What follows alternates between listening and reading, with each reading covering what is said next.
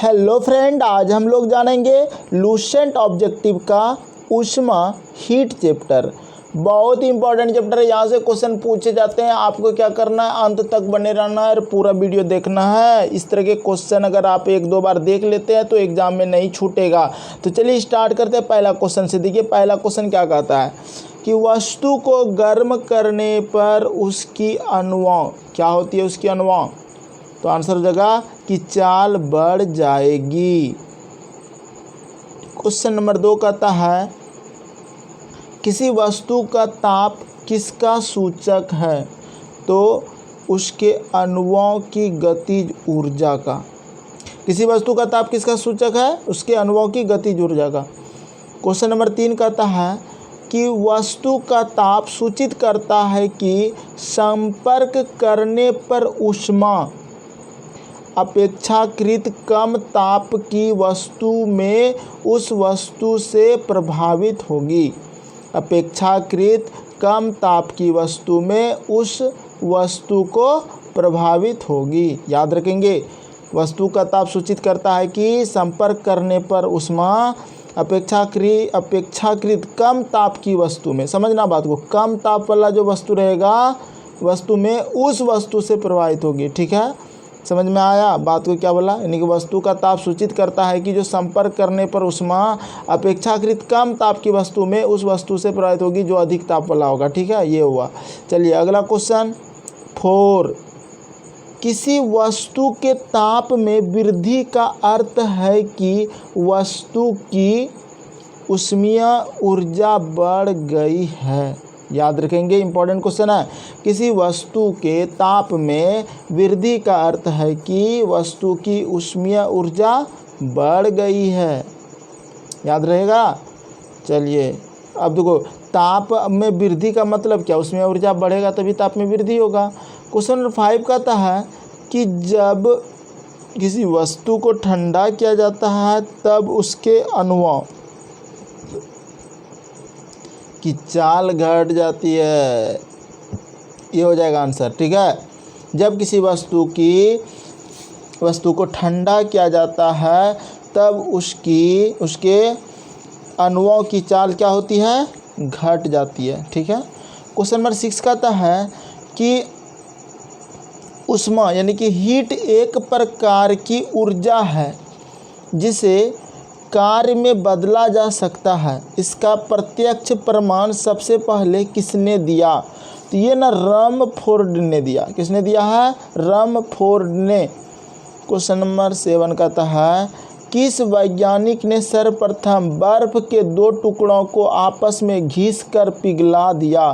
किसने पिघला दिया था, डेवी ने। याद रखेंगे, किस वैज्ञानिक ने सर्वप्रथम बर्फ के 2 टुकड़ों को आपस में घिसकर पिघला दिया, डेवी ने। क्वेश्चन नंबर 8 कहता है कि जब कभी कार्य ऊष्मा में बदलता है या ऊष्मा कार्य में बदलती है तो किए गए कार्य का व उत्पन्न ऊष्मा का अनुपात एक स्थिरांक होता है जिसे ऊष्मा का यांत्रिक तुल्यांक कहते हैं।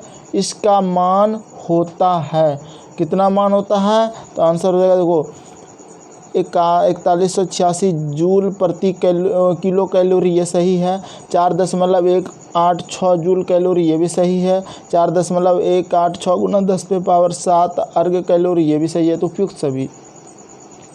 क्वेश्चन नंबर 9 में कहता है क्या, निम्न में से कौन सही है, कौन सा सही है बताइए। तो W/Q बराबर J, यही आंसर सही हो जाएगा। ठीक है। चलिए क्वेश्चन नंबर 10 की बात करते हैं। 10 नंबर क्वेश्चन कहता है कि जब कुछ पानी का लगातार मंथन किया जाता है तब उसका ताप बढ़ जाता है। इस क्रिया में यांत्रिक ऊर्जा का रूपांतरण ऊष्मीय ऊर्जा में होता है। यही ना होगा, आंसर 10 का सी होगा। यांत्रिक ऊर्जा का रूपांतरण ऊष्मीय ऊर्जा में होता है। क्वेश्चन नंबर 11 कहता है कि वाष्प इंजन में उबलते हुए जल का तापमान किस कारण से उच्च हो सकता है। तो आंसर हो जाएगा आपका बॉयलर के अंदर उच्च दाब होता है। ठीक है, क्वेश्चन को समझो। क्वेश्चन क्या कहता है कि वाष्प इंजन में उबलते हुए जल का तापमान किस कारण से उच्च हो सकता है? तो बॉयलर के अंदर उच्च दाब होता है। चलिए क्वेश्चन नंबर 12 कहता है कि शीतकाल में हैंडपंप की पानी गर्म होता है क्यों होता है गर्म? बताइए। गर्म होता है पृथ्वी के भीतर तापमान वायुमंडल के तापमान से अधिक होती है। आंसर बी हो जाएगा। पृथ्वी के भीतर तापमान वायुमंडल के तापमान से अधिक होता है। चलिए क्वेश्चन नंबर 13 कहता है एसआई सिस्टम में तापमान की इकाई है, कितनी इकाई है? तो देखो ये क्वेश्चन आपका इम्पोर्टेंट हो जाता है। तो आंसर हो जाएगा एसआई, तापमान की इकाई केल्विन होता है। क्या होता है? केल्विन। और ऊष्मा यूनिट का ऐसे मात्रक जूल होता है। जैसे कि यहाँ पे बोला है कि कौन ऊष्मा का मात्रक नहीं है। अब देखो कौन मात्रक नहीं है, ठीक है। तो ऊष्मा का कैलोरी, किलो कैलोरी, जूल ये सब होता है। डिग्री सेल्सियस नहीं होगा ये ऊष्मा का, ठीक है। यानी कि इनमें से कौन ऊष्मा का मात्रक नहीं है? तो डिग्री सेल्सियस जो है ऊष्मा का मात्रक नहीं है। चलिए अगला क्वेश्चन 15, ताप का ऐसा मात्रक क्या है? ये तो सबको पता है कि ताप का ऐसा मात्रक क्या है? केल्विन है। 1 किलो कैलोरी ऊष्मा का मान होता है, कितना होता है? ये तो क्वेश्चन बहुत इंपॉर्टेंट क्वेश्चन है। इसका आंसर होगा 4.2 गुना 10⁻³ जूल।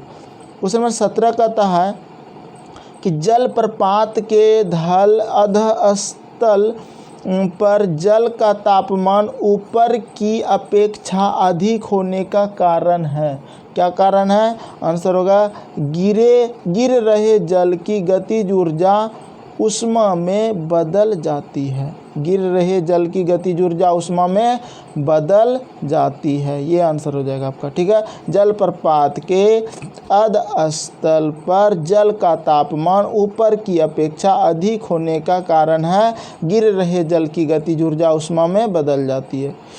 चलिए 17 के बाद 18 क्वेश्चन में ये कहता है कि गर्मियों में ताप 46 डिग्री सेंटीग्रेड हो जाने पर भी ऊँट गर्मी से राहत महसूस करता है। कैसा महसूस क्यों करता है? पता है? अपने शरीर के ताप को 42 डिग्री सेंटीग्रेड तक बढ़ाकर। ये आंसर हो जाएगा। समझो बात को क्या बोला है। गर्मी में जो है ना ताप 46 डिग्री सेंटीग्रेड हो जाने पर भी ऊँट गर्मी में राहत महसूस करता है अपने शरीर के ताप को 42 डिग्री सेंटीग्रेड बढ़ाकर। क्वेश्चन नंबर 19 कहता है कि बर्फ़ पर दाब बढ़ने से उसका गलनांक क्या होगा? घट जाएगा, बढ़ जाएगा, अपरिवर्तित रहेगा या शून्य हो जाएगा? तो देखिए इसका आंसर हो जाएगा आपका घट जाएगा, ठीक है। बर्फ़ पर दाब बढ़ाने से उसका गलनांक घट जाएगा। चलिए क्वेश्चन नंबर 20 कहता है कि गैस तापमापी द्रव तापमापियों की तुलना में ज़्यादा संवेदी होता है क्योंकि गैस की विशिष्ट ऊष्मा अधिक होती है। बिल्कुल का नहीं, ये नहीं होगा।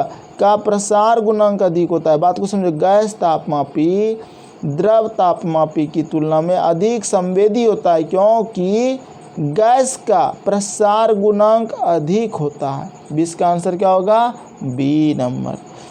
क्वेश्चन नंबर 21 कहता है कि ताप युग्म तापमापी किस सिद्धांत पर आधारित है? अगर ये क्वेश्चन आ जाए तो आंसर देंगे सीबेक के प्रभाव पर। सीबेक के प्रभाव पर ताप युग्म तापमापी किस सिद्धांत पर आधारित है? सीबेक के प्रभाव पर।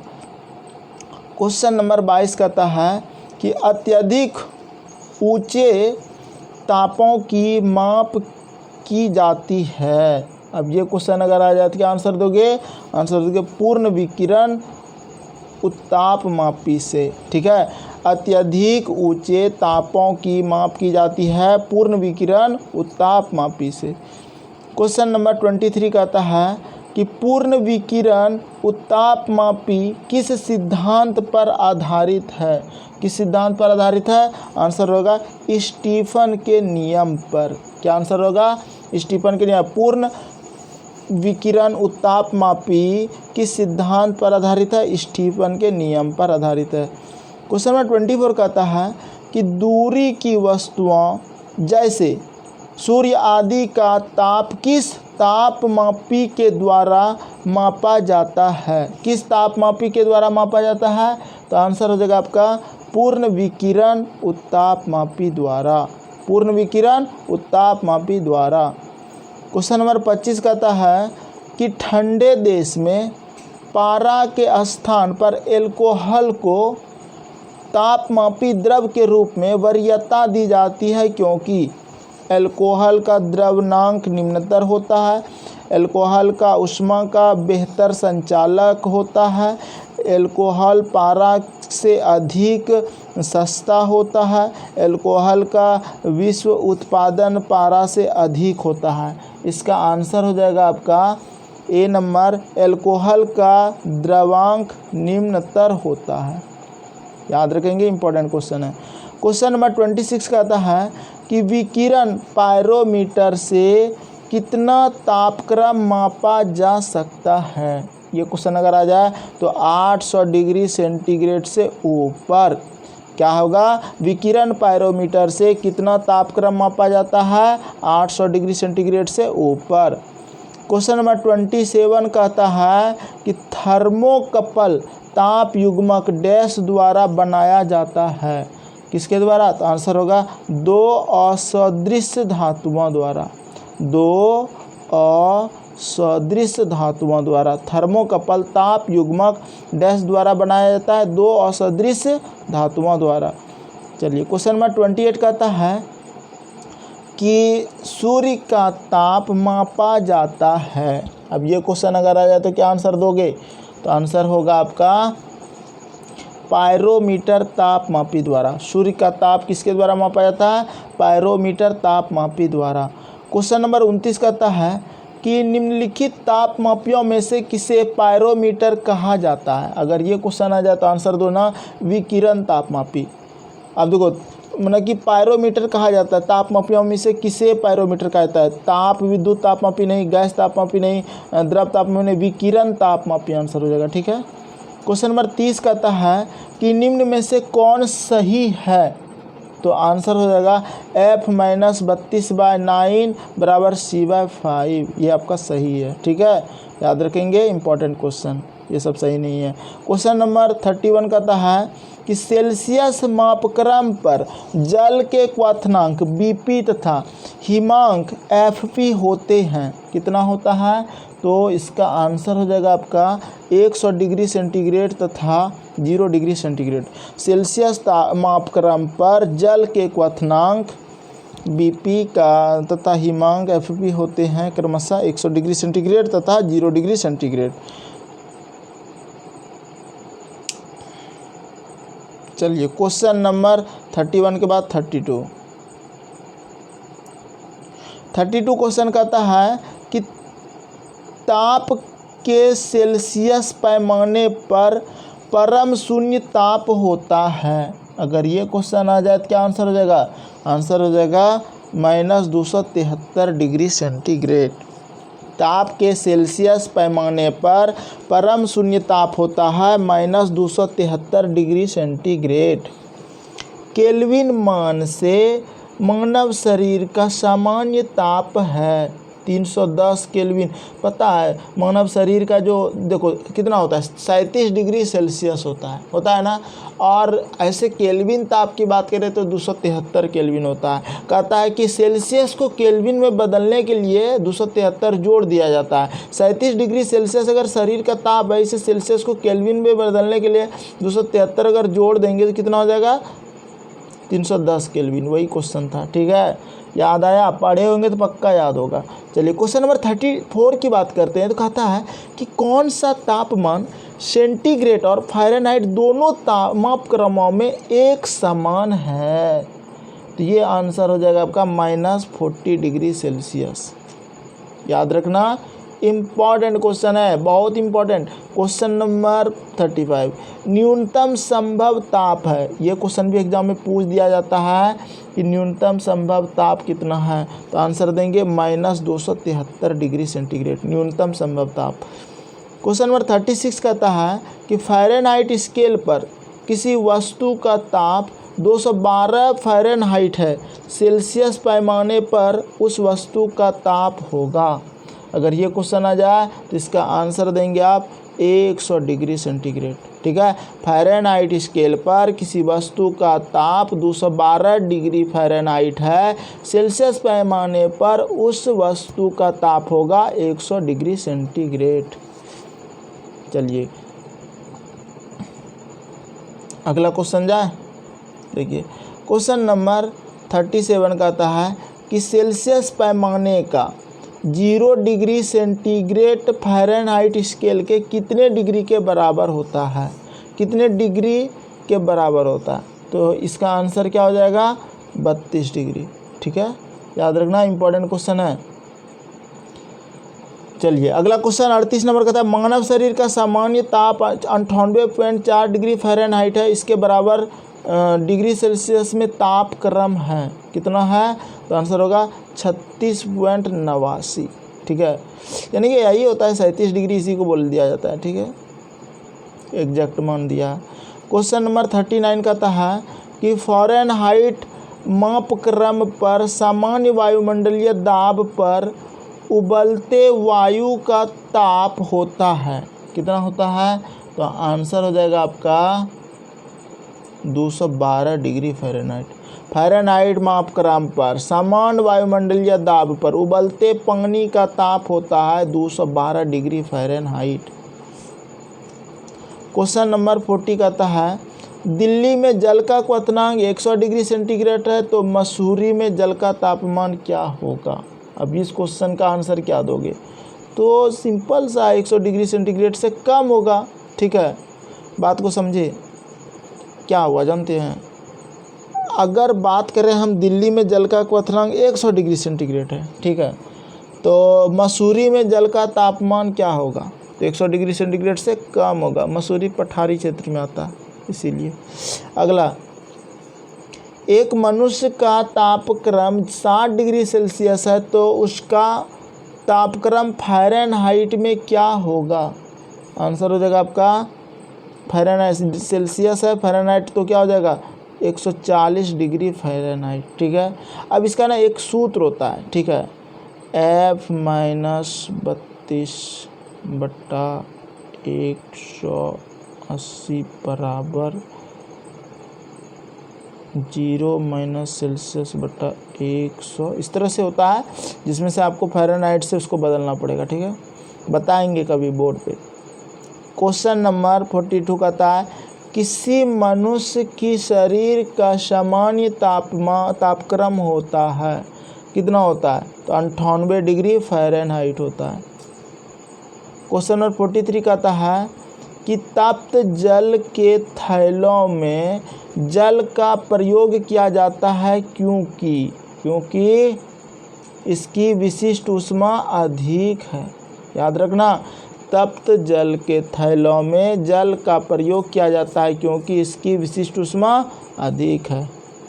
चलिए क्वेश्चन नंबर 44 कहता है कि धातु की चायदानियों में लकड़ी के हैंडल क्यों लगे होते हैं, तो आंसर होगा लकड़ी ऊष्मा की कुचालक होती है। क्वेश्चन नंबर 45 कहता है कि जब गर्म पानी को मोटे कांच के गिलास के ऊपर छिड़का जाता है तो वह टूट जाता है, इसका क्या कारण है। तो आंसर होगा अचानक ही गिलास विस्तृत हो जाता है। अचानक ही गिलास क्या होता है, विस्तारित हो जाता है। जब गर्म पानी को मोटे कांच के गिलास में ऊपर छिड़का जाता है तो वह टूट जाता है, इसका कारण है अचानक ही गिलास क्या होता है, विस्तारित हो जाता है। ठीक है, चलिए क्वेश्चन नंबर 46 आ जाओ। कहता है कि पानी का घनत्व किस ताप पर अधिकतम होता है। तो आंसर होगा 4 डिग्री सेंटीग्रेड पर। पानी का घनत्व किस ताप पर अधिकतम होता है, 4 डिग्री सेंटीग्रेड पर। ठीक है, चलिए क्वेश्चन नंबर 46 के बाद 47 आते हैं। कहता है कि जब बर्फ को 0 डिग्री सेंटीग्रेड से 10 डिग्री सेंटीग्रेड तक गर्म किया जाता है तो जल की आयतन क्या होगी बताओ। तो आंसर हो जाएगा जल का आयतन पहले कम होता है और उसके बाद बढ़ती है। पहले क्या होता है, कम होता है, उसके बाद बढ़ती है। क्वेश्चन नंबर 48 कहता है कि यदि जल को 10 डिग्री सेंटीग्रेड से 0 डिग्री सेंटीग्रेड तक ठंडा किया जाए तो क्या होगा बताओ। तो आंसर हो जाएगा आपका ए नंबर, जल का आयतन 4 डिग्री सेंटीग्रेड तक तो कम होगा फिर बढ़ेगा। बात को समझना, यदि जल को 10 डिग्री सेंटीग्रेड से 0 डिग्री सेंटीग्रेड तक ठंडा किया जाए तो जल का आयतन 4 डिग्री सेंटीग्रेड तक हो तो कम होगा फिर बढ़ेगा। क्वेश्चन नंबर 49 कहता है कि साइकिल के ट्यूब अधिकांशतः गर्मियों में क्यों फटते हैं। अब इस क्वेश्चन का आंसर क्या हो जाएगा। तो आंसर हो जाएगा गर्मी के कारण ट्यूब फट जाता है। साइकिल के ट्यूब अधिकांशतः गर्मी में क्यों फटते हैं। गर्मी के कारण ट्यूब फट जाता है, गर्मी के कारण रबड़ कमज़ोर हो जाता है, ये नहीं होगा। गर्मी के कारण रबड़ कड़ा हो जाता है और हवा को जगह देने के लिए फैलता नहीं है। आंसर यही ठीक लग रहा है, ये होगा। ठीक है, इसका आंसर ये देना, गर्मी के कारण ट्यूब फट जाता है। क्वेश्चन नंबर 50 कहता है शीशे का छड़ जब भाप में रखी जाती है इसकी लंबाई बढ़ जाती है परंतु इसकी चौड़ाई क्या हो जाएगा, अव्यवस्थित होती है। ठीक है, शीशे की छड़ जब भाप में रखी जाती है इसकी लंबाई बढ़ जाती है परंतु इसकी चौड़ाई अव्यवस्थित होती है। चलिए क्वेश्चन नंबर 51 कहता है कि लोलक घड़ियाँ गर्मियों में सुस्त क्यों हो जाती हैं। अगर ये क्वेश्चन आ जाए तो इसका आंसर हो जाएगा लोलक की लंबाई बढ़ जाती है जिससे से इकाई दोलन में लगा हुआ समय बढ़ जाता है। यानी कि लोलक घड़ियाँ जो होता है, पेंडुलम घड़ियाँ गर्मियों में सुस्त क्यों हो जाती है। तो लोलक की लंबाई बढ़ जाती है जिससे इकाई दोलन में लगा हुआ समय बढ़ जाता है। क्वेश्चन नंबर 52 कहता है कि एक धातु की ठोस गेंद के अंदर कोटर है। जब इस धातु की गेंद को गर्म किया जाएगा तो कोटर का आयतन क्या होगा। ठीक है, तो इसका आयतन क्या होगा, बढ़ेगा। एक धातु की ठोस गेंद के अंदर कोटर है, जब इस धातु की गेंद को गर्म किया जाएगा तो कोटर का आयतन बढ़ेगा। क्वेश्चन नंबर 53 कहता है कि जब किसी बोतल में पानी भरा जाता है और उसे जमने दिया जाता है तो बोतल टूट जाती है क्योंकि आंसर होगा पानी जमने पर फैलता है। याद रखना, इंपॉर्टेंट क्वेश्चन है। जमने पर फैलता है ना, जब किसी बोतल में पानी भरा जाता है और उसे जमने दिया जाता है तो बोतल टूट जाता है क्योंकि पानी जमने पर फैलता है। क्वेश्चन 54 अत्यधिक शीत ऋतु में पहाड़ों पर पानी की पाइपलाइनें फट जाती है, इसका कारण है। इसका कारण क्या है, इसका कारण है पाइप में पानी जमने पर फैल जाता है। पाइप में पानी जमने पर फैल जाता है। क्वेश्चन नंबर 55 कहता है कि दो रेल पटरियों के मध्य जोड़ का एक छोटा सा स्थान क्यों छोड़ा जाता है। क्योंकि धातु गर्म करने पर फैलती है तथा ठंडी होने पर संकुचित होती है। बी आंसर हो जाएगा। क्वेश्चन नंबर 56 कहता है किसी झील की सतह का पानी बस जमने ही वाला है, झील के अधतल स्थल में जल का क्या तापमान होगा। तो आंसर होगा 4 डिग्री सेंटीग्रेड। क्वेश्चन इंपॉर्टेंट है, फिर से एक बार पढ़ते हैं।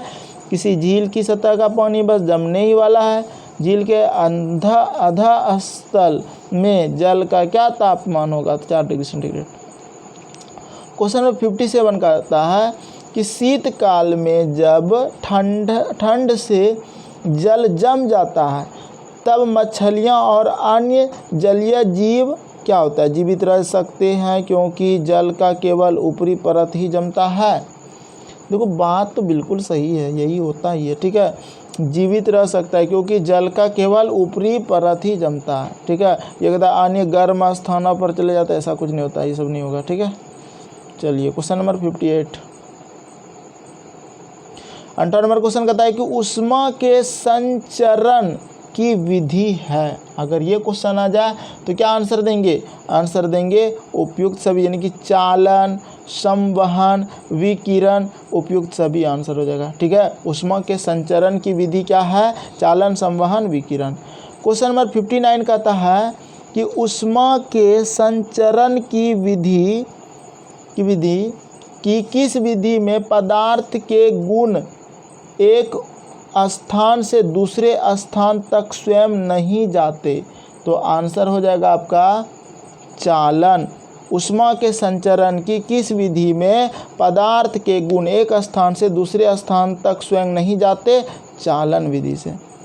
क्वेश्चन नंबर 60 कहता है कि द्रवों तथा गैसों में ऊष्मा का स्थानांतरण निम्नलिखित में से किस विधि द्वारा होता है? किस विधि द्वारा होता है? तो आंसर हो जाएगा आपका संवहन विधि द्वारा होता है।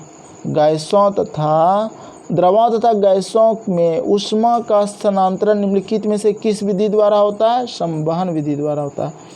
क्वेश्चन नंबर 61 कहता है कि विद्युत केतली में पानी गर्म होता है, किसके द्वारा? संवहन के कारण। क्वेश्चन नंबर 62 कहता है कि सूर्य की ऊष्मा विद्युत पर निम्नलिखित में से किस प्रकार के संचार माध्यम से आती है? किस प्रकार के? तो आंसर हो जाएगा आपका विकिरण। सूर्य की ऊष्मा पृथ्वी पर विकिरण के माध्यम से आती है, ठीक है। क्वेश्चन नंबर 63, ऊष्मा के स्थानांतरण की किस विधि में माध्यम आवश्यक नहीं है? देखो आवश्यक नहीं है वाला बात है ना, तो आंसर होगा विकिरण। ऊष्मा के स्थानांतरण की किस विधि में माध्यम आवश्यक नहीं है? विकिरण। क्वेश्चन नंबर 64 कहता है कि ऊष्मा संचरण की वह विधि जिसमें माध्यम के कण गति नहीं करते हैं कौन सी है? कौन सी है? तो आंसर हो जाएगा आपका विकिरण, ठीक है। ऊष्मा संचरण की वह विधि जिसमें माध्यम के कण गति नहीं करते हैं कौन सी है? विकिरण। याद रखना, इंपॉर्टेंट क्वेश्चन है। यानी कि ऊष्मा संचरण की वह विधि जिसमें माध्यम के कण की गति नहीं करता है कौन सा? विकिरण। लेकिन चालन, संवहन ये क्या आता है? माध्यम की कण की गति करता है। क्वेश्चन नंबर 65 कहता है कि निम्नलिखित में से कौन ऊष्मा का सर्वोत्तम चालक है? जल, पारा, लकड़ी या फिर चमड़ा? क्या आंसर देंगे? तो देखो पारा थर्मामीटर में यूज करते हैं, ऊष्मा का सुचालक होता है, सर्वोत्तम चालक होता है। क्वेश्चन नंबर 66, चांदी का ऊष्मीय चालकता तांबे की ऊष्मीय चालकता की अपेक्षा क्या होगा? तो आंसर हो जाएगा अधिक होती है। क्या होती है? अधिक होती है।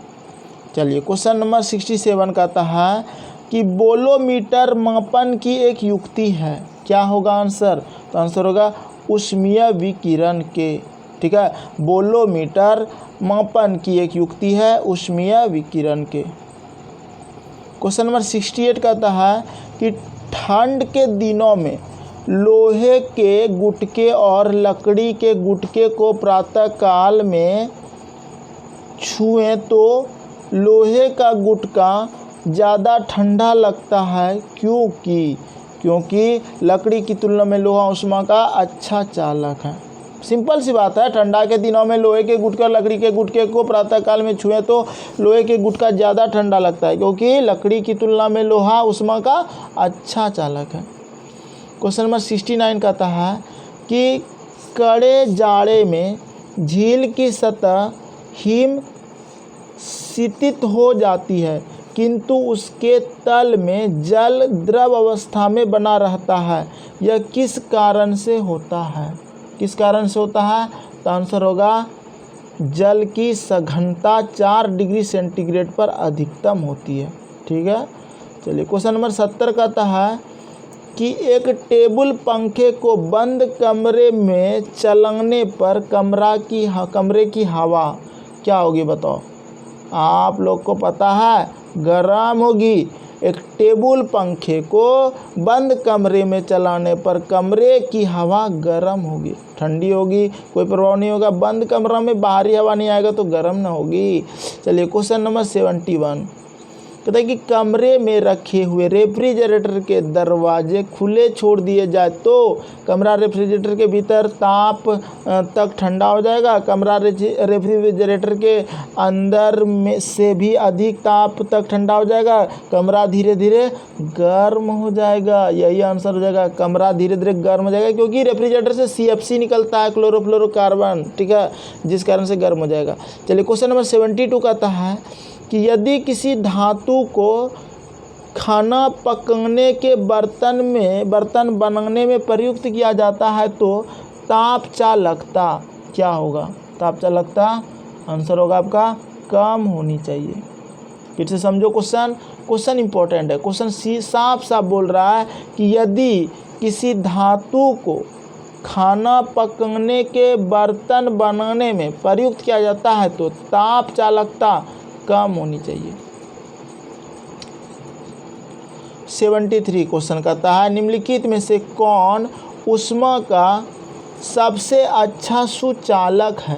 अब देखो सबसे अच्छा सुचालक की बात कर रहा है तो आंसर होगा समुद्र का पानी। निम्नलिखित में से कौन ऊष्मा का सबसे अच्छा सुचालक है? समुद्र का पानी। ऊष्मा का सबसे ठंडा पानी, गर्म पानी, आश्वित पानी नहीं, समुद्र का पानी ऊष्मा का सबसे अच्छा सुचालक है। चलिए 74 कहता है कि आणविक संगठन के द्वारा ऊष्मा का संप्रेषण क्या कहलाता है? क्या कहलाता है? संवहन कहलाता है, ठीक है। आणविक संगठन की ऊष्मा का संप्रेषण का क्या कहलाता है? संवहन। क्वेश्चन नंबर 75 कहता है कि निम्नलिखित में से कौन सा ऊष्मा का बहुत अच्छा चालक है? अगर ये क्वेश्चन आ जाए ना तो क्या आंसर होगा बताओ? सबसे अच्छा ऊष्मा का चालक ना पारा है, पानी, ईथर, बेंजीन ये सब नहीं, ठीक है, इसलिए तो थर्मामीटर में यूज करते हैं हम लोग। चलिए 76 सूर्य विकिरण का कौन सा भाग सोलर कुकर को गर्म कर देता है? तो आंसर होगा अवरक्त किरण। सूर्य विकिरण का कौन सा भाग सोलर कुकर को गर्म कर देता है? अवरक्त किरण। क्वेश्चन नंबर 77 कहता है शीतकाल में कपड़े हमें गर्म रखते हैं।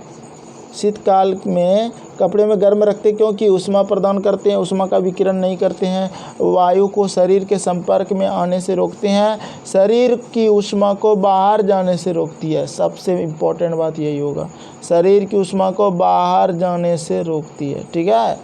चलिए क्वेश्चन नंबर 78 कहता है कि धूप से बचने के लिए छातों में रंग संयोजन निम्न में से कौन सा सबसे उचित है?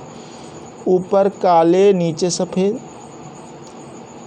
ऊपर सफ़ेद नीचे काले, ऊपर व नीचे दोनों काला, ऊपर व नीचे दोनों सफ़ेद। क्या आंसर होगा? तो आंसर होगा ऊपर सफ़ेद नीचे काले, ठीक है, ये ज़्यादा अच्छा रहेगा। चलिए क्वेश्चन नंबर 79 कहता है कि अफ्रीका की काली त्वचा वाले व्यक्ति ब्रिटेन के सफ़ेद त्वचा वाले व्यक्तियों की तुलना में अधिक गर्मी महसूस करते हैं, कम गर्मी महसूस करते हैं, समान गर्मी महसूस करते हैं, गर्मी महसूस नहीं करते हैं। तो इसका आंसर हो जाएगा अधिक गर्मी महसूस करते हैं। क्वेश्चन नंबर 80 कहता है कि सुबह का सूरज इतना गर्म नहीं होता जितना दोपहर का, क्योंकि क्या कारण है पता है? क्योंकि सुबह के समय सूरज की किरणें को अंतरिक्ष में अधिक दूरी तय करनी पड़ती है, मतलब तिरछी होती है, ठीक है, यही बात होगा। चलो अगला क्वेश्चन 81 काले वस्त्रों के मुकाबले श्वेत वस्त्र शीतल क्यों होते हैं? सिंपल सी बात है, क्यों होता है? काले वस्त्रों के मुकाबले श्वेत वस्त्र में ठंडा क्यों लगता है? यही क्वेश्चन करना है ना इसका। तो आंसर होगा उनके पास जो प्रकाश पहुंचता है उसे वे परावर्तित कर देते हैं, यानी कि सफ़ेद कपड़ा प्रकाश को परावर्तित करता है और काला कपड़ा अवशोषित करता है, जिस कारण से गर्मी लगता है। क्वेश्चन नंबर 82 कहता है कि ऊनी कपड़े सूती वस्त्रों की अपेक्षा गर्म होते हैं क्योंकि वे ताप के अच्छे रोधक होते हैं। याद रखना, इंपॉर्टेंट क्वेश्चन है, ताप के अच्छे रोधक होते हैं। क्वेश्चन नंबर 83 कहता है कि उबलते जल द्वारा जलने की तुलना में भाप द्वारा जलना अधिक कष्टदायक यानी कि गंभीर होता है। क्यों होता है बताओ? तो आंसर होगा भाप में गुप्त ताप होती है। भाप में गुप्त ताप होती है। क्वेश्चन नंबर 84 कहता है कि वायुमंडल में आर्द्रता की उपस्थिति एक ऐसे स्टील के गिलास की बाह्य सतह पर जल की बूंदें देखकर सुनिश्चित की जाती है जो भरा हो। क्या भरा हो? आंसर होगा ठंडे जल से। एक बार फिर से पढ़ते हैं। वायुमंडल में आर्द्रता की उपस्थिति एक ऐसे स्टील के गिलास की बाह्य सतह पर जल की बूंदें देखकर सुनिश्चित की जाती है जो भरा हो ठंडे जल से। क्वेश्चन नंबर 85 कहता है अच्छे उत्सर्जक अच्छे अवशोषक होते हैं, यह नियम है। यह नियम किसका है? आंसर हो जाएगा आपका किरचॉफ का नियम है। ठीक है। क्वेश्चन नंबर 86 कहता है कि किस कृष्णिका के एकांक पृष्ठीय क्षेत्रफल से प्रति सेकंड उत्सर्जित विकिरण ऊर्जा उसके परम ताप के चतुर्थ घात के अनुक्रमानुपाती होता है? यह नियम है। ठीक है। यह नियम किसका है पता है? यह स्टीफन का नियम है। इसका नियम है स्टीफन का। हम एक बार फिर से पढ़ते हैं, सुनो। किसी कृष्णिका के एकांक पृष्ठीय क्षेत्रफल से प्रति सेकंड उत्सर्जित विकिरण ऊर्जा उसके परम ताप के चतुर्थ घात के अनुक्रमानुपाती होता है।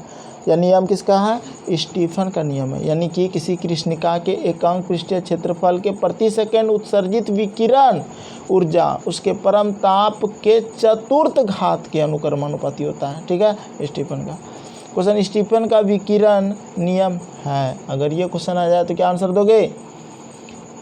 E समानुपाती T4।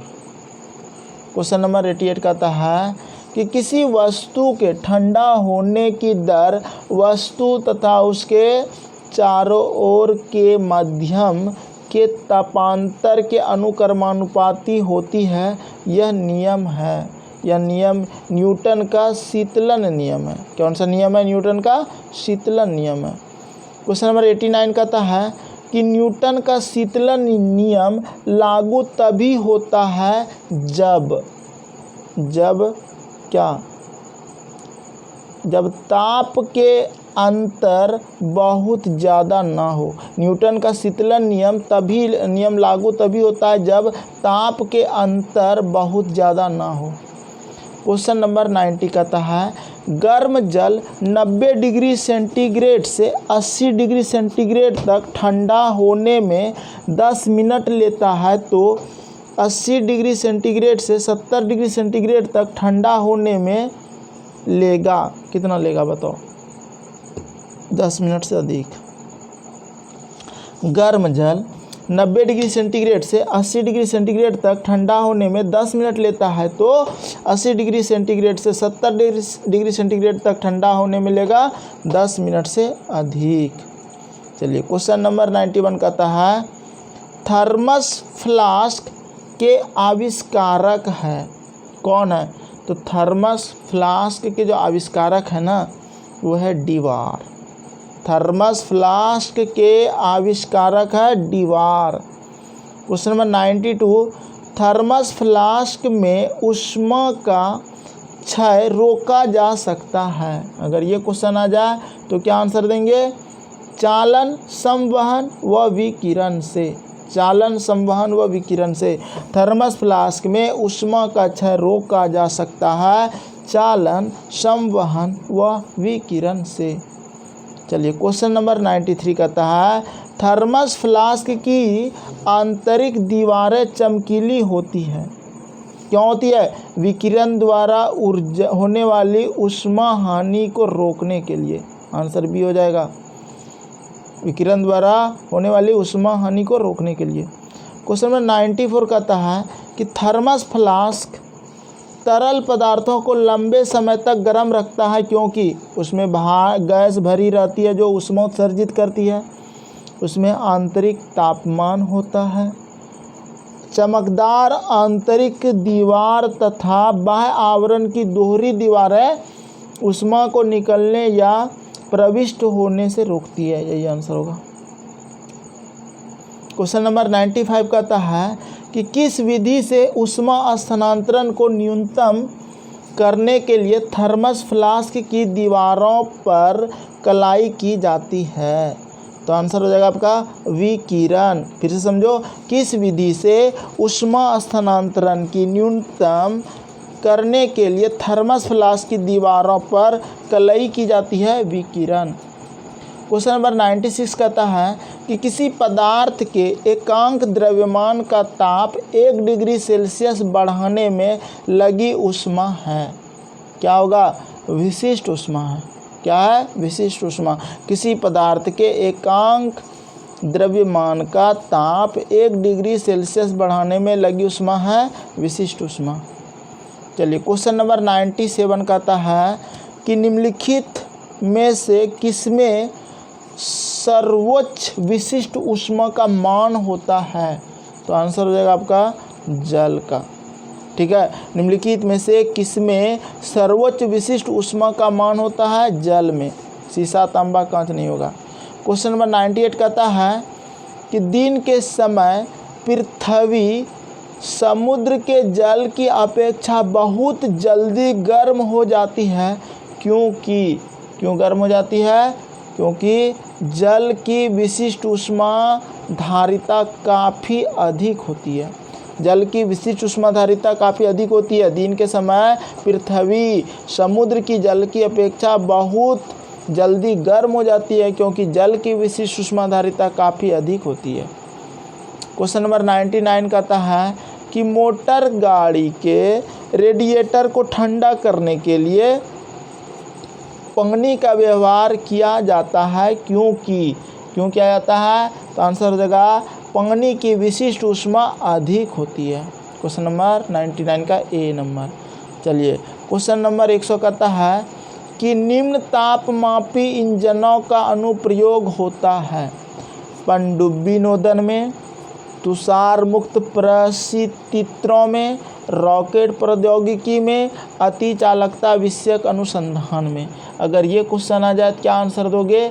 देखो, इसका आंसर हो जाएगा आपका निम्न तापी इंजनों का अनुप्रयोग होता है रॉकेट प्रौद्योगिकी में। ठीक है, रॉकेट प्रौद्योगिकी में निम्न तापी इंजनों, ठीक है, का प्रयोग होता है, क्रायोजेनिक इंजन। चलो आगे बढ़े। क्वेश्चन नंबर 101 आ जाओ। कहता है क्या कि निम्न तापी परीक्षण किस ताप पर किया जाता है? तो किस ताप पर किया जाता है? तो 196 डिग्री सेंटीग्रेड पर। ठीक है, -196 डिग्री सेंटीग्रेड पर। निम्न तापी परीक्षण किस ताप पर किया जाता है? -196 डिग्री सेंटीग्रेड। क्वेश्चन नंबर 102 कहता है कि न्यून तापमानों का अनुप्रयोग होता है।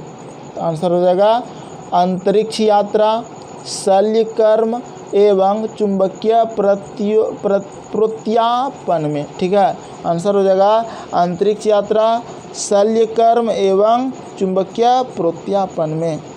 क्वेश्चन नंबर 103 कहता है कि किसी ठोस पदार्थ के बिना द्रव में बदले सीधे वाष्प अवस्था में परिवर्तित होने को कहते हैं। क्या कहते हैं? तो आंसर हो जाएगा आपका ऊर्ध्वपातन कहते हैं।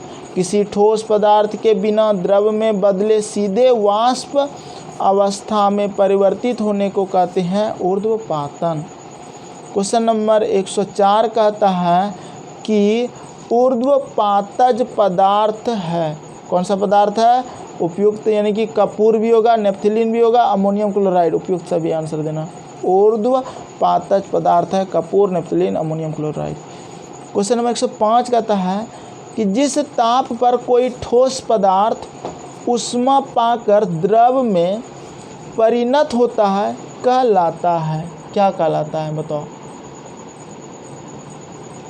तो किसी ताप पर कोई ठोस पदार्थ ऊष्मा पाकर द्रव में परिणत होता है। देखो कोई ठोस पदार्थ है ना, ताप दिए तो द्रव में हुआ तो उसको गलनांक कहते हैं। ठीक है, सिंपल सी बात है। कोई ठोस पदार्थ को अगर हम ताप देके पानी में बदल रहे हैं तो गलनांक होगा वो। कहता है जिस ताप पर कोई द्रव ऊष्मा पाकर वाष्प में बदलता है उसको क्या कहते हैं? क्वथनांक कहते हैं। क्वेश्चन नंबर 107 कहता है कि शुद्ध पदार्थ में कोई अन्य पदार्थ मिला देने पर उसके गलनांक पर क्या प्रभाव पड़ता है? उसका गलनांक घट जाता है। शुद्ध पदार्थ में कोई अन्य पदार्थ मिला दो, ठीक है, तो गलनांक पर क्या प्रभाव पड़ेगा? घट जाएगा। क्वेश्चन नंबर 108 कहता है कि मिश्र धातुओं के गलनांक उनके अवयवी धातुओं की अपेक्षा क्या होगा? निम्न होते हैं भाई, निम्न होते हैं। मिश्र धातुओं के गलनांक उनके अवयवी धातुओं की अपेक्षा निम्न होते हैं। क्वेश्चन नंबर 109 कहता है कि द्रव से वाष्प में पदार्थ की अवस्था परिवर्तन को कहते हैं। क्या कहते हैं? आंसर होगा वाष्पन कहते हैं। ठीक है, द्रव से वाष्प में पदार्थ की अवस्था परिवर्तन को कहते हैं वाष्पन कहते हैं। क्वेश्चन नंबर 110 कहता है कि ठोस से द्रव में पदार्थ के अवस्था परिवर्तन को कहते हैं। क्या कहते हैं? गलन कहते हैं। ठोस से द्रव में पदार्थ की अवस्था परिवर्तन को क्या कहते हैं? गलन कहते हैं। नहीं समझे? कोई ठोस है, द्रव की पदार्थ अवस्था में परिवर्तन हो जाएगा तो गलन होगा। वो ठोस से द्रव में जाना, गलन, गलना। अगला, दाब बढ़ने से किसी द्रव का क्वथनांक क्या होगा बताओ? तो बढ़ेगा। दाब बढ़ने से किसी द्रव का क्वथनांक बढ़ेगा। क्वेश्चन नंबर 112 कहता है कि अपद्रव्यों को मिलाने से गलनांक पर क्या प्रभाव पड़ता है? अगर ये क्वेश्चन आ जाए तो क्या आंसर दोगे? घटता है। अपद्रव्यों को मिलाने से गलनांक पर क्या प्रभाव पड़ता है? घटता है। क्वेश्चन नंबर 113 कहता है कि पानी कब उबलता है? तो पानी उबलता है जल का स्थितीय वाष्प दाब वातावरणीय दाब के बराबर होता है। ठीक है, जल का स्थितीय वाष्प दाब वातावरणीय दाब के बराबर होता है। पानी कब उबलता है? यही ना क्वेश्चन है। कहता है कब उबलता है? जब इसका वाष्प दाब 1 ग्राम प्रति वर्ग सेमी होता है। नहीं, जब इसका वाष्प दाब पारे के 76 सेमी के बराबर होता है। भी नहीं होगा। जल का स्थितीय वाष्प दाब वातावरणीय दाब के बराबर होता है। ये हो गया ठीक है। जल का जो स्थितीय वाष्प दाब है ना, वातावरणीय दाब के बराबर होता है, तब ये उबलता है। ठीक है, जब पानी का तापमान 100 डिग्री सेंटीग्रेड तक पहुंच जाता है, ये नहीं होगा। चलिए, क्वेश्चन नंबर 114 कहता है कि पानी का त्रिगुणात्मक बिंदु होता है। क्या होता है बताओ? तो देखो इसका आंसर हो जाएगा यानी कि 273.16 केल्विन। ठीक है, ये याद रखना इंपॉर्टेंट क्वेश्चन है। पानी का त्रिगुणात्मक बिंदु ट्रिपल पॉइंट होता है 273.16 केल्विन। किसी द्रव का वाष्पीकरण होने से उसका तापमान क्या होगा? घटेगा। किसी द्रव का वाष्पीकरण होने से उसका तापमान घटेगा। क्वेश्चन नंबर 116 क्वेश्चन कहता है कि वह ताप जिस पर बर्फ, पानी और वाष्प संतुलन में रहता है क्या कहलाता है? हिमांक, क्वथनांक, क्रांतिक ताप, त्रिक बिंदु। क्या आंसर देंगे? तो उसको कहते हैं त्रिक बिंदु। यानी कि वह ताप जिस पर बर्फ, पानी और वाष्प संतुलन में रहता है। बर्फ, पानी और वाष्प क्या होता है? संतुलन में रहता है, उसको त्रिक बिंदु कहते हैं। ठीक है, तीनों एक बिंदु पर रहेगा। वाष्पीकरण की दर निर्भर नहीं करती है। क्या आंसर देंगे? आंसर होगा किस पर निर्भर नहीं करती है? द्रव के ताप पर भाई करती है, वाष्पीकरण द्रव के ताप पर तो करती है, ताप देंगे तो वाष्पीकरण होगा। द्रव के पृष्ठ क्षेत्रफल पर यह भी करता है। द्रव की संपूर्ण मात्रा पर, तो यही आंसर होगा, इस पर निर्भर नहीं करती है, ठीक है, वायुदाब पर करती है। क्वेश्चन 118 कहता है कि चावल को पकने में कहाँ अधिक समय लगेगा, कहाँ समय लगेगा बताओ। इसका आंसर हो जाएगा माउंट एवरेस्ट पर, ठीक है, क्योंकि वहाँ क्वथनांक क्या होता है, बढ़ जाता है, बहुत ज़्यादा ताप लगेगा वहाँ पे, क्योंकि वहाँ पे वायुदाब कम होता है। क्वेश्चन नंबर 119 कहता है कि किसी निश्चित द्रव के लिए वाष्पन की दर निर्भर करती है। अब ये क्वेश्चन के क्या आंसर दोगे, तो वाष्पन का जो द्रव की ताप पर बिल्कुल सही है, वायु के ताप पर वो भी सही है, द्रव की खुली सतह के क्षेत्रफल पर ये भी सही है, तो उपयुक्त सभी कारकों पर यही आंसर होगा, उपयुक्त सभी कारकों पर। चलिए क्वेश्चन नंबर 120 कहता है कि जल का क्वथनांक यानी कि बॉइलिंग पॉइंट क्या होता है बताओ। तो इसका आंसर हो जाएगा जल की खुली सतह के ऊपर के दाब पर निर्भर करता है। जल का क्वथनांक जल की खुली सतह के ऊपर के दाब पर निर्भर करता है। समझ में आया, जल का क्वथनांक क्या होता है, जल की खुली सतह के ऊपर के दाब पर निर्भर करता है। 121 नंबर क्वेश्चन कहता है कि ऊंची पहाड़ियों पर, समझना बात को क्या कर रहा है, ऊंची पहाड़ियों पर हिमपात क्यों होता है। अब क्यों होता है बताओ, तो आंसर होगा ऊंची पहाड़ियों पर तापमान हिमांक से कम होता है, अतः जलवाष्प जम कर बर्फ बन जाता है। ऊंची पहाड़ियों पर हिमपात क्यों होता है, तापमान हिमांक से कम होता है, हिमांक से कम होता है ना तापमान, अतः जलवाष्प जमकर बर्फ बन जाता है। अगला बढ़ते हैं क्वेश्चन 122 कहता है कि पर्वतों पर आच्छादित हिम सूर्य की गर्मी द्वारा एक साथ न पिघलने का कारण है। क्या आंसर होगा, तो आंसर हो जाएगा बी नंबर, यह सूर्य से प्राप्त अधिकांश ऊष्मा को परावर्तित कर देती है।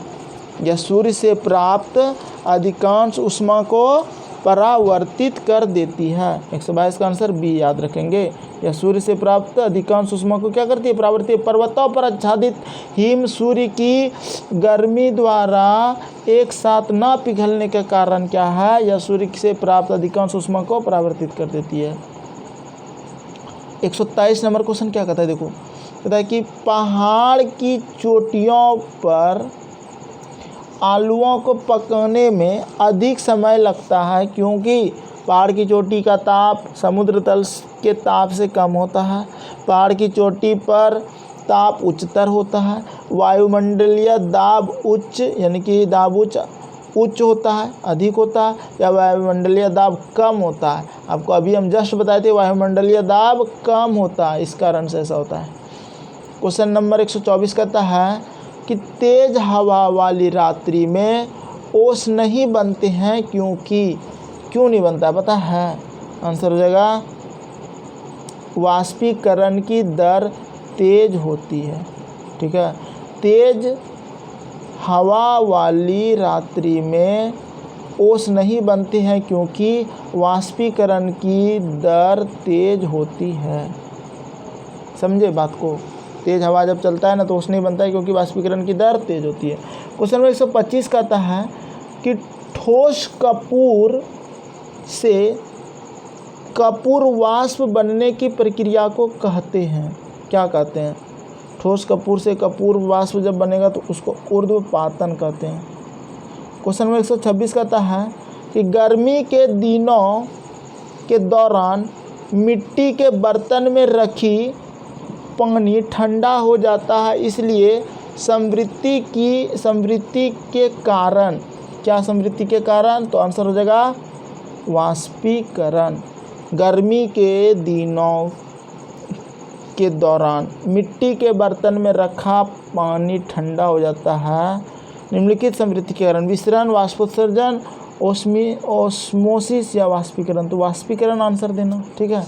चलिए क्वेश्चन 127 कहता है कि बर्फ के दो टुकड़ों को आपस में दबाने पर टुकड़े आपस में चिपक जाते हैं क्योंकि दाब अधिक होने से बर्फ का गलनांक घट जाता है। यही आंसर होगा। क्वेश्चन नंबर 128 कहता है कि बर्फ में स्केटिंग करना प्रदर्शित करता है कि दाब बढ़ने पर बर्फ का गलनांक क्या होगा? बर्फ का गलनांक घट जाता है। ठीक है, बर्फ में स्केटिंग करना प्रदर्शित करता है कि दाब बढ़ने पर बर्फ का गलनांक घट जाता है। क्वेश्चन नंबर 129 कहता है कि पानी से भरे गिलास में बर्फ का एक टुकड़ा तैर रहा है। टुकड़े के पूरा पिघल जाने पर गिलास में पानी का तल क्या होगा? अपरिवर्तित रहता है। बात को समझो, पानी से भरा गिलास में बर्फ का टुकड़ा तैर रहा है, समझे, और टुकड़े का जो पूरा पिघल जाने पर गिलास का जो पानी का तल क्या होगा? अपरिवर्तित रहेगा। मतलब ऐसा नहीं है बोलना कि पानी नीचे गिरने लगेगा, ठीक है, ऐसा कुछ नहीं होगा। चलिए अगला क्वेश्चन 130 नंबर क्वेश्चन कहता है कि प्रेशर कुकर में भोजन कम समय में तैयार हो जाता है क्योंकि जल का क्वथनांक बढ़ जाता है या फिर जल का क्वथनांक घट जाता है। भोजन कम वाष्प लेता है, ये उपरोक्त में इसको नहीं। अरे भाई, जल का क्वथनांक बढ़ जाता है। ठीक है, प्रेशर कुकर में भोजन इसलिए बन जाता है जल्दी। क्वेश्चन में 131 कहता है कि मनुष्य आर्द्रता से परेशानी महसूस करता है, इसका निम्न में से उपयुक्त कारण क्या है? क्या कारण है? इसका आंसर हो जाएगा पसीना का आर्द्रता के कारण वाष्पित नहीं होना। 131 का आंसर सी हो जाएगा। समझ में आया? मनुष्य आर्द्रता से परेशानी महसूस करता है, इसका निम्न में से उपयुक्त कारण क्या है? पसीना का आर्द्रता के कारण वाष्पित नहीं होना। क्वेश्चन नंबर 132 कहता है कि किसी द्रव का उसके क्वथनांक के पूर्व उसके वाष्प में बदलने की प्रक्रिया को क्या कहते हैं? क्या कहते हैं? तो आंसर होगा वाष्पीकरण कहते हैं। किसी द्रव का उसके क्वथनांक से पूर्व उसके वाष्प में बदलने की प्रक्रिया को क्या कहते हैं? वाष्पीकरण कहते हैं। क्वेश्चन नंबर 133 कहता है कि पहाड़ों पर पानी निम्नलिखित तापमान पर उबलने लगता है। तो आंसर होगा 100 डिग्री सेंटीग्रेड से कम। ठीक है, याद रखना, यही क्वेश्चन आंसर होगा। पहाड़ों पर पानी निम्नलिखित तापमान पर उबलने लगता है 100 डिग्री सेंटीग्रेड से कम पर। क्वेश्चन नंबर 134 कहता है कि वह उत्सर्जित या अवशोषित ऊष्मा जो पदार्थ का ऊष्मा परिवर्तन तो करती है परंतु ताप में किसी प्रकार का परिवर्तन नहीं करती कहलाती है। क्या कहलाती है? गुप्त ऊष्मा कहलाती है। ठीक है, वह उत्सर्जित या अवशोषित ऊष्मा जो पदार्थ या अवस्था परिवर्तन तो करती है परंतु ताप में किसी प्रकार का परिवर्तन नहीं करती कहलाती है गुप्त ऊष्मा। क्वेश्चन नंबर 135 कहता है कि किसी ठोस पदार्थ के एकांक द्रव्यमान को उसके गलनांक पर ठोस से द्रव में बदलने के लिए आवश्यक ऊष्मा को कहते हैं। क्या कहते हैं? ठोस के गलन की गुप्त ऊष्मा कहते हैं। याद रखेंगे, इंपॉर्टेंट क्वेश्चन है। क्वेश्चन नंबर 136 क्या कहता है कि बर्फ के गलन की गुप्त ऊष्मा का मान होता है, कितना होता है? तो आंसर हो जाएगा 80 कैलोरी प्रति ग्राम। क्वेश्चन नंबर 137 वाष्प की गुप्त ऊष्मा होती है, कितनी होती है? तो आंसर हो जाएगा 536 कैलोरी प्रति ग्राम। वाष्प की गुप्त ऊष्मा होती है 536 कैलोरी प्रति ग्राम। क्वेश्चन नंबर 138 कहता है कि भाप से हाथ अधिक जलता है अपेक्षाकृत उबलते जल से क्योंकि। क्या आंसर हो जाएगा इसका? तो आंसर हो जाएगा भाप की गुप्त ऊष्मा होती है, भाप में गुप्त ऊष्मा होती है। क्वेश्चन नंबर 139, ऊष्मागतिकी के प्रथम नियम से संरक्षित होता है, क्या होता है? तो आंसर हो जाएगा आपका ऊर्जा होता है। ठीक है, ऊष्मागतिकी के प्रथम नियम से संरक्षित होता है ऊर्जा। क्वेश्चन नंबर 140 कहता है कि वर्तमान ऊर्जा की संकल्पना ऊष्मागतिकी के किस नियम से मिलती है? किस नियम से मिलती है? तो आंसर होगा प्रथम नियम से। आंतरिक ऊर्जा की संकल्पना ऊष्मागतिकी के किस नियम से मिलती है? प्रथम नियम से। क्वेश्चन नंबर 141 कहता है कि रुद्धोष्म परिवर्तन में क्या होता है? रुद्धोष्म परिवर्तन में तो ऊष्मा अपरिवर्तित रहती है। ठीक है, रुद्धोष्म परिवर्तन में ताप अपरिवर्तित रहती है, ऊष्मा व ताप दोनों बदलते हैं, इनमें से कोई नहीं, तो आंसर होगा ऊष्मा अपरिवर्तित रहती है।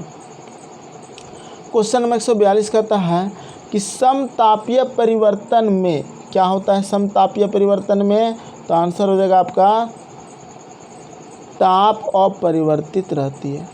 क्या होती है? ताप अपरिवर्तित रहती है।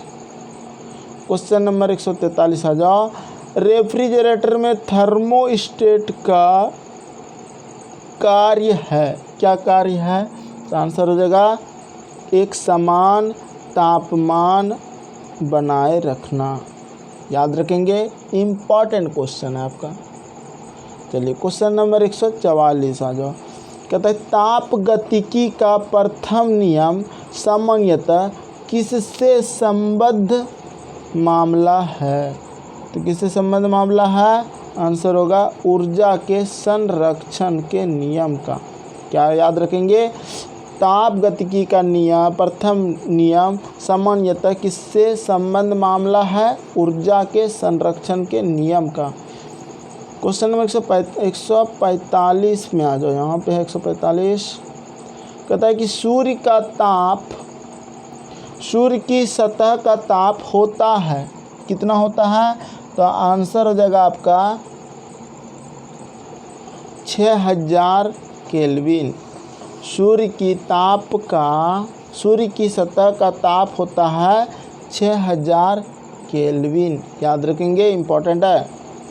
क्वेश्चन नंबर 146 कहता है कि जब पानी में नमक मिलाया जाता है तो निम्नलिखित में से कौन सा परिवर्तन होता है? कौन सा परिवर्तन होता है? तो क्वथनांक बढ़ता है और जमाव बिंदु घटता है। जब पानी में नमक मिलाया जाता है तो निम्नलिखित में से कौन सा परिवर्तन होता है? क्वथनांक बढ़ता है और जमाव बिंदु घटता है।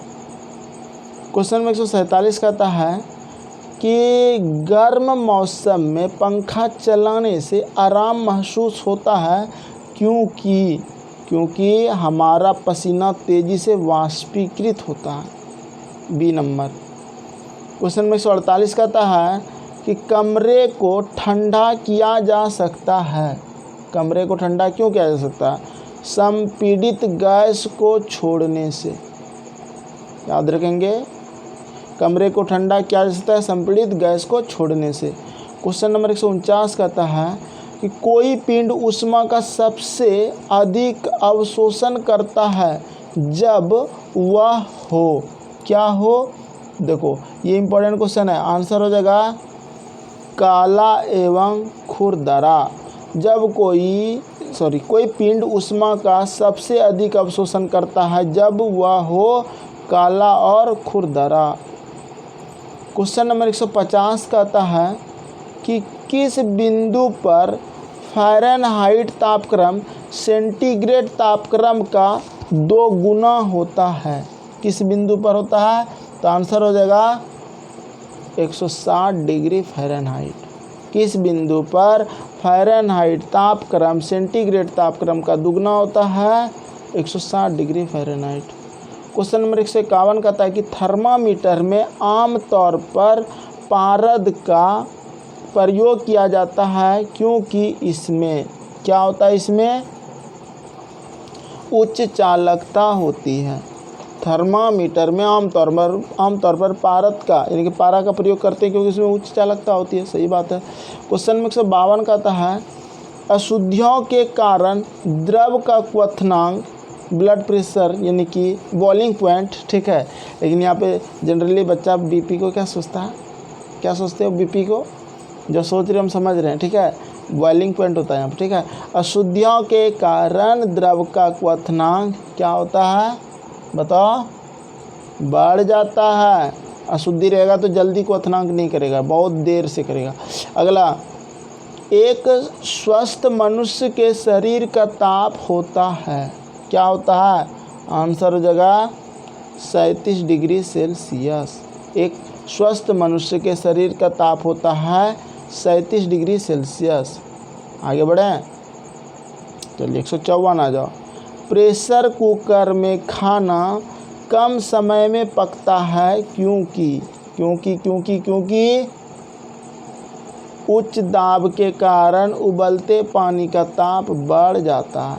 154 का सी हो जाएगा। क्वेश्चन नंबर 155 कहता है किसी वस्तु की विशिष्ट ऊष्मा किस पर निर्भर करती है। सिंपल सा क्वेश्चन पूछ रहा है, किस पर निर्भर करती है, तो आंसर देखो, बहुत इंपॉर्टेंट क्वेश्चन है, पिंड के द्रव्य पर। याद रखेंगे, इंपॉर्टेंट क्वेश्चन है। क्वेश्चन क्या बोला है, साफ साफ लफ्जों में बोल दिया है कि किसी वस्तु की विशिष्ट ऊष्मा किस पर निर्भर करती है, तो पिंड के द्रव्य पर। क्वेश्चन नंबर 156 कहता है कि गर्मियों में सफ़ेद कपड़ा पहनना आरामदेह है क्योंकि ये अपने ऊपर पड़ने वाले सभी ऊष्मा को परावर्तित कर देता है। 157 कहता है खाना पकाने के बर्तनों के नीचे का बाहरी हिस्सा काला क्यों छोड़ा जाता है। क्वेश्चन इंपॉर्टेंट है, तो आंसर देना है काला सतह ऊष्मा की अच्छी अवशोषक होती है। काला सतह ऊष्मा की अच्छी अवशोषक होती है, ये याद रखना है। क्वेश्चन नंबर 158 कहता है कि श्वेत और चिकनी सतह कैसी होती है। अब इसका आंसर क्या हो जाएगा बताओ, तो ताप की खराब अवशोषक तथा अच्छी परावर्तक। आंसर सी हो जाएगा। एक श्वेत और चिकनी सतह कैसी होती है, ताप की खराब अवशोषक तथा अच्छी परावर्तक। क्वेश्चन नंबर 159 कहता है निम्न में से कौन सा कथन सही नहीं है। अब देखो यहाँ पे कथन की बात क्या है, सही नहीं है का बात क्या है, ठीक है। तो इसका आंसर होगा एयर कंडीशनर आर्द्रता नियंत्रित करता है परंतु एयर कूलर आर्द्रता नियंत्रित नहीं करता है। 159 का सी हो जाएगा। 160 आ जाओ। कहता है कि एक थर्मामीटर जो 2000 डिग्री सेंटीग्रेड मापने हेतु उपयुक्त हो वह क्या है, तो वह है पूर्ण विकिरण पायरोमीटर। एक थर्मामीटर जो 2000 डिग्री सेंटीग्रेड मापने हेतु उपयुक्त हो वह है पूर्ण विकिरण पायरोमीटर। 161 नंबर कहता है कि जब सीले बिस्कुटों को थोड़ी देर के लिए फ्रिज के अंदर रखा जाता है तो वह कुरकुरे हो जाता है क्योंकि फ्रिज के अंदर आर्द्रता कम होती है और इसलिए अतिरिक्त नमी अवशोषित हो जाती है। आंसर हो जाएगा 161 का बी नंबर। 162 आ जाओ। कहता है कि शीतकाल में एक मोटी कमीज की अपेक्षा दो पतली कमीजें हमें अधिक गर्म क्यों रख सकती है। तो आंसर हो जाएगा दो कमीजों के बीच वायु की परत रोधी के माध्यम के रूप में काम करती है। फिर से समझो, शीतकालीन में एक मोटी कमीज की अपेक्षा दो पतली कमीजें हमें अधिक गर्म क्यों रख सकती है, ठीक है। तो आंसर होगा दो कमीज के बीच वायु की परत रोधी के माध्यम के रूप में काम करती है। अगला क्वेश्चन 163 कहता है निम्नलिखित में से किसकी ऊष्माधारिता अधिक है। लोहे की टुकड़ा, जल, स्वर्ण का टुकड़ा या बेंजामिन। क्या आंसर देंगे, तो इसका आंसर हो जाएगा जल का। क्वेश्चन नंबर 164 कहता है कि यदि किसी स्थान के तापमान में सहसा वृद्धि होती है तो अपेक्षाकृत आर्द्रता क्या होगी? तो आंसर हो जाएगा आपका घटती है। क्या होती है? घटती है।